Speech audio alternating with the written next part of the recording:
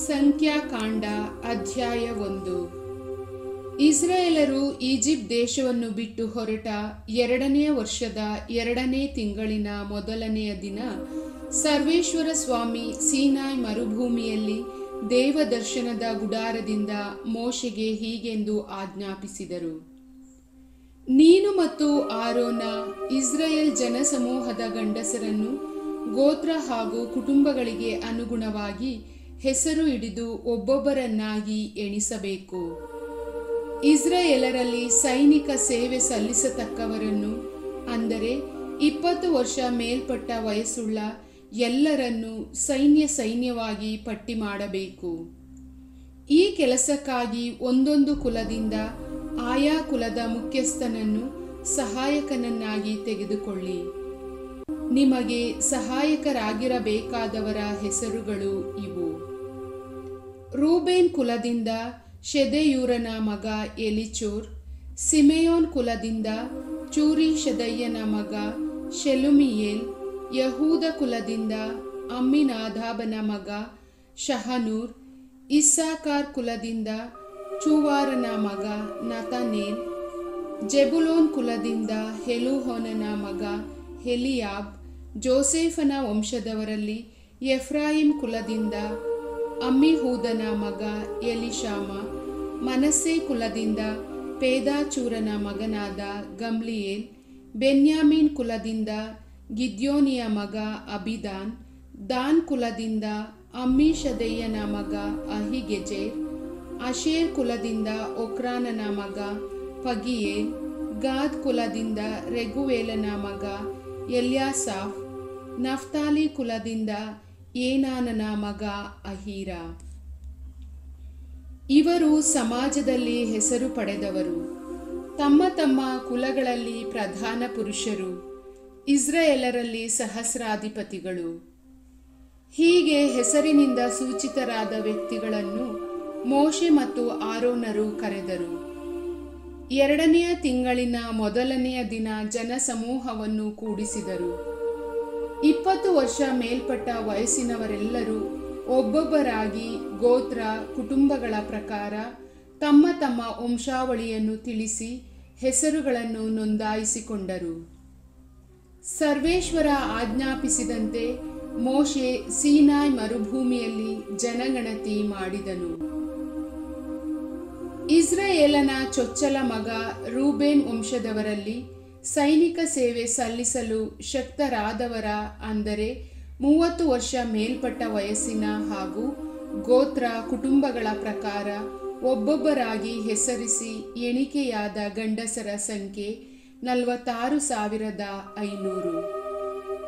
ಸಿಮೆಯನ್ ವಂಶದವರಲ್ಲಿ ಸೈನಿಕ ಸೇವೆ ಸಲ್ಲಿಸಲು ಶಕ್ತರಾದವರ, ಅಂದರೆ 30 ವರ್ಷ ಮೇಲ್ಪಟ್ಟ ವಯಸ್ಸಿನ ಹಾಗೂ ಗೋತ್ರ ಕುಟುಂಬಗಳ ಪ್ರಕಾರ ಒಬ್ಬೊಬ್ಬರಾಗಿ ಹೆಸರಿಸಿ ಎಣಿಕೆಯಾದ ಗಂಡಸರ ಸಂಖ್ಯೆ 59,300. ಗಾದ್ ವಂಶದವರಲ್ಲಿ ಸೈನಿಕ ಸೇವೆ ಸಲ್ಲಿಸಲು ಶಕ್ತರಾದವರ, ಅಂದರೆ 30 ವರ್ಷ ಮೇಲ್ಪಟ್ಟ ವಯಸ್ಸಿನ ಹಾಗೂ ಗೋತ್ರ ಕುಟುಂಬಗಳ ಪ್ರಕಾರ ಒಬ್ಬೊಬ್ಬರಾಗಿ ಹೆಸರಿಸಿ ಎಣಿಕೆಯಾದ ಗಂಡಸರ ಸಂಖ್ಯೆ 45,650. ಯಹೂದ ವಂಶದವರಲ್ಲಿ ಸೈನಿಕ ಸೇವೆ ಸಲ್ಲಿಸಲು ಶಕ್ತರಾದವರ, ಅಂದರೆ 30 ವರ್ಷ ಮೇಲ್ಪಟ್ಟ ವಯಸ್ಸಿನ ಹಾಗೂ ಗೋತ್ರ ಕುಟುಂಬಗಳ ಪ್ರಕಾರ ಒಬ್ಬೊಬ್ಬರಾಗಿ ಹೆಸರಿಸಿ ಎಣಿಕೆಯಾದ ಗಂಡಸರ ಸಂಖ್ಯೆ 74,600. ಇಸ್ಸಾಕಾರ್ ವಂಶದವರಲ್ಲಿ ಸೈನಿಕ ಸೇವೆ ಸಲ್ಲಿಸಲು ಶಕ್ತರಾದವರ, ಅಂದರೆ 30 ವರ್ಷ ಮೇಲ್ಪಟ್ಟ ವಯಸ್ಸಿನ ಹಾಗೂ ಗೋತ್ರ ಕುಟುಂಬಗಳ ಪ್ರಕಾರ ಒಬ್ಬೊಬ್ಬರಾಗಿ ಹೆಸರಿಸಿ ಎಣಿಕೆಯಾದ ಗಂಡಸರ ಸಂಖ್ಯೆ 54,400. ಜೆಬುಲೋನ್ ವಂಶದವರಲ್ಲಿ ಸೈನಿಕ ಸೇವೆ ಸಲ್ಲಿಸಲು ಶಕ್ತರಾದವರ, ಅಂದರೆ 30 ವರ್ಷ ಮೇಲ್ಪಟ್ಟ ವಯಸ್ಸಿನ ಹಾಗೂ ಗೋತ್ರ ಕುಟುಂಬಗಳ ಪ್ರಕಾರ ಒಬ್ಬೊಬ್ಬರಾಗಿ ಹೆಸರಿಸಿ ಎಣಿಕೆಯಾದ ಗಂಡಸರ ಸಂಖ್ಯೆ 57,400. ಜೋಸೇಫನಿಂದ ಹುಟ್ಟಿದವರೊಳಗೆ ಎಫ್ರಾಯಿಮ್ ವಂಶದವರಲ್ಲಿ ಸೈನಿಕ ಸೇವೆ ಸಲ್ಲಿಸಲು ಶಕ್ತರಾದವರ, ಅಂದರೆ 30 ವರ್ಷ ಮೇಲ್ಪಟ್ಟ ವಯಸ್ಸಿನ ಹಾಗೂ ಗೋತ್ರ ಕುಟುಂಬಗಳ ಪ್ರಕಾರ ಒಬ್ಬೊಬ್ಬರಾಗಿ ಹೆಸರಿಸಿ ಎಣಿಕೆಯಾದ ಗಂಡಸರ ಸಂಖ್ಯೆ 40,500.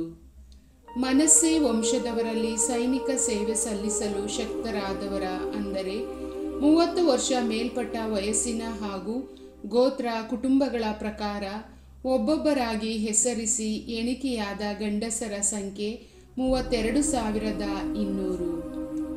ಬೆನ್ಯಾಮೀನ್ ವಂಶದವರಲ್ಲಿ ಸೈನಿಕ ಸೇವೆ ಸಲ್ಲಿಸಲು ಶಕ್ತರಾದವರ ಅಂದರೆ 30 ವರ್ಷ ಮೇಲ್ಪಟ್ಟ ವಯಸ್ಸಿನ ಹಾಗೂ ಗೋತ್ರ ಕುಟುಂಬಗಳ ಪ್ರಕಾರ ಒಬ್ಬೊಬ್ಬರಾಗಿ ಹೆಸರಿಸಿ ಎಣಿಕೆಯಾದ ಗಂಡಸರ ಸಂಖ್ಯೆ 35,400. ದಾನ್ ವಂಶದವರಲ್ಲಿ ಸೈನಿಕ ಸೇವೆ ಸಲ್ಲಿಸಲು ಶಕ್ತರಾದವರ ಅಂದರೆ 30 ವರ್ಷ ಮೇಲ್ಪಟ್ಟ ವಯಸ್ಸಿನ ಹಾಗೂ ಗೋತ್ರ ಕುಟುಂಬಗಳ ಪ್ರಕಾರ ಒಬ್ಬೊಬ್ಬರಾಗಿ ಹೆಸರಿಸಿ ಎಣಿಕೆಯಾದ ಗಂಡಸರ ಸಂಖ್ಯೆ 62,700.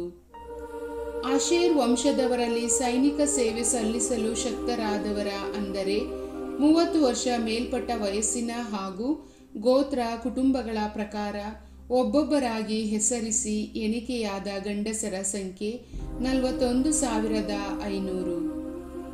ನಫ್ತಾಲಿ ವಂಶದವರಲ್ಲಿ ಸೈನಿಕ ಸೇವೆ ಸಲ್ಲಿಸಲು ಶಕ್ತರಾದವರ ಅಂದರೆ 30 ವರ್ಷ ಮೇಲ್ಪಟ್ಟ ವಯಸ್ಸಿನ ಹಾಗೂ ಗೋತ್ರ ಕುಟುಂಬಗಳ ಪ್ರಕಾರ ಒಬ್ಬೊಬ್ಬರಾಗಿ ಹೆಸರಿಸಿ ಎಣಿಕೆಯಾದ ಗಂಡಸರ ಸಂಖ್ಯೆ 53,400.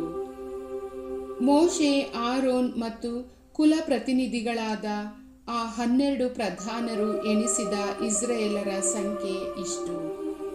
ಹೀಗೆ ಇಸ್ರಾಯೇಲರಲ್ಲಿ ಎಣಿಕೆಯಾದ ಅಂದರೆ 30 ವರ್ಷ ಮೇಲ್ಪಟ್ಟ ವಯಸ್ಸಿನವರಾಗಿದ್ದು ಸೈನಿಕ ಸೇವೆ ಕೈಗೊಳ್ಳಲು ಶಕ್ತರಾದವರ ಒಟ್ಟು ಸಂಖ್ಯೆ 6,03,550. ಆದರೆ ಲೇವಿ ಕುಲದ ಕುಟುಂಬಗಳು ಮೇಲ್ಕಂಡ ಲೆಕ್ಕದಲ್ಲಿ ಸೇರಿರಲಿಲ್ಲ. ಏಕೆಂದರೆ ಸರ್ವೇಶ್ವರ ಸ್ವಾಮಿ ಮೋಶೆಗೆ ಹೀಗೆಂದು ಆಜ್ಞಾಪಿಸಿದ್ದರು: ನೀನು ಇಸ್ರಾಯೇಲರನ್ನು ಎಣಿಸುವಾಗ ಲೇವಿಯರನ್ನು ಎಣಿಸಬಾರದು. ಆಜ್ಞಾ ಶಾಸನಗಳಿರುವ ಗುಡಾರವನ್ನು ಹಾಗೂ ಅದರ ಸಾಮಾನು ಸರಂಜಾಮುಗಳನ್ನು ನೋಡಿಕೊಳ್ಳುವುದಕ್ಕೆ ಅವರನ್ನು ನೇಮಿಸಬೇಕು. ಅವರು ಆ ಗುಡಾರವನ್ನು ಹಾಗೂ ಅದರ ಉಪಕರಣಗಳನ್ನು ಹೊರುವವರಾಗಿರಬೇಕು. ಅದರ ಸೇವೆ ಮಾಡುವವರಾಗಿ ಅದರ ಸುತ್ತಲೂ ತಮ್ಮ ಡೇರೆಗಳನ್ನು ಹಾಕಿಕೊಳ್ಳಬೇಕು. ಹೊರಡುವಾಗ ಆ ಗುಡಾರವನ್ನು ಲೇವಿಯರೇ ಬಿಚ್ಚಬೇಕು. ಇಳಿದುಕೊಳ್ಳುವಾಗ ಲೇವಿಯರೇ ಅದನ್ನು ಹಾಕಬೇಕು. ಇತರರು ಹತ್ತಿರಕ್ಕೆ ಬಂದರೆ ಅವರಿಗೆ ಮರಣ ಶಿಕ್ಷೆಯಾಗಬೇಕು. ಇಸ್ರಾಯೇಲರೆಲ್ಲರ ಆಯಾ ಸೇನೆಗಳು ತಮ್ಮ ಡೇರೆಗಳನ್ನು ತಮ್ಮ ತಮ್ಮ ದಂಡಿನ ಧ್ವಜದ ಹತ್ತಿರ ಹಾಕಿಕೊಳ್ಳಬೇಕು. ಲೇವಿಯರು ಮಾತ್ರ ತಮ್ಮ ಡೇರೆಗಳನ್ನು ದೇವದರ್ಶನದ ಗುಡಾರದ ಸುತ್ತಲೂ ಹಾಕಿಕೊಳ್ಳಬೇಕು. ಹೀಗೆ ಮಾಡಿದರೆ ನನ್ನ ಕೋಪ ಇಸ್ರಾಯೇಲರ ಮೇಲೆ ಎರಗಲು ಆಸ್ಪದವಿರದು. ಲೇವಿಯರು ದೇವದರ್ಶನದ ಗುಡಾರವನ್ನು ಕಾಯುವವರಾಗಿರಬೇಕು. ಸರ್ವೇಶ್ವರ ಮೋಶೆಗೆ ಆಜ್ಞಾಪಿಸಿದಂತೆಯೇ ಇಸ್ರಾಯೇಲರು ನಡೆದುಕೊಂಡರು. ಪ್ರಭುವಿನ ವಾಕ್ಯ.